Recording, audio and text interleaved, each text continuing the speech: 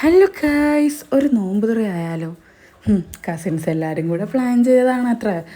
എല്ലാവരും ഓരോരോ ഫുഡ് കൊണ്ടുവരണം, ഇതൊക്കെയാണ് റൂൾസ്. പിന്നെ 12 മണി മുതൽ വൈകുന്നേരം 6 മണി വരെ ഒരു തുള്ളി വെള്ളം പോലും കുടിക്കാൻ പാടില്ല. സത്യസന്ധമായി പ്രാർത്ഥിച്ചും പിടിച്ചും വേണം അപ്പോൾ നോമ്പ് പിടിക്കാൻ. രാവിലെ എണീറ്റപ്പോൾ മുതൽ എനിക്കാണെങ്കിൽ തലകറക്കം. എങ്ങനെയാണ് സമയം പോകുന്നതെന്നറിയില്ല. വെള്ളം കുടിക്കാൻ ഓപ്ഷനില്ല.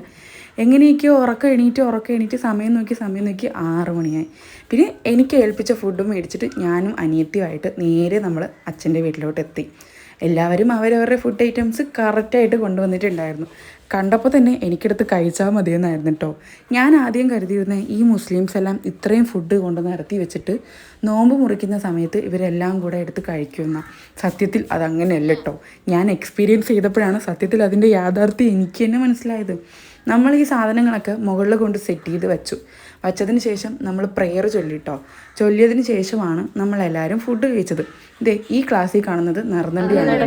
ഈ നറുനണ്ടി കുടിച്ചത് മാത്രമേ എനിക്ക് ഓർമ്മയുള്ളൂ. എൻ്റെ വയറ് ഫുള്ളായി.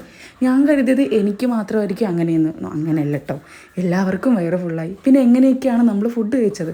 ഇതെല്ലാവരും കഴിച്ച് തീർത്തുമെന്ന് ചോദിച്ചാൽ ഇല്ല, കുറച്ചൊക്കെ കഴിച്ച് തീർത്തു, ബാക്കി വീട്ടിലുള്ളവർക്ക് കൊടുത്തു. എന്നിരുന്നാലും വയറ് ഫുള്ളായിട്ടോ. പക്ഷേ നോമ്പ് പിടിച്ചിട്ട് പ്രെയർ ചൊല്ലിയിട്ട് നമ്മൾ ഒരു തുള്ളി വെള്ളം അങ്ങോട്ട് ഇറക്കുന്ന ഒരു ഫീലുണ്ടല്ലോ, സത്യത്തിൽ നൈസായിരുന്നു. പിന്നെ കുറേ സമയം അവിടെ സംസാരിച്ചിരുന്നു. ഇന്നത്തെ നോമ്പ് വിശേഷങ്ങൾ ഇത്രയേ ഉള്ളൂ.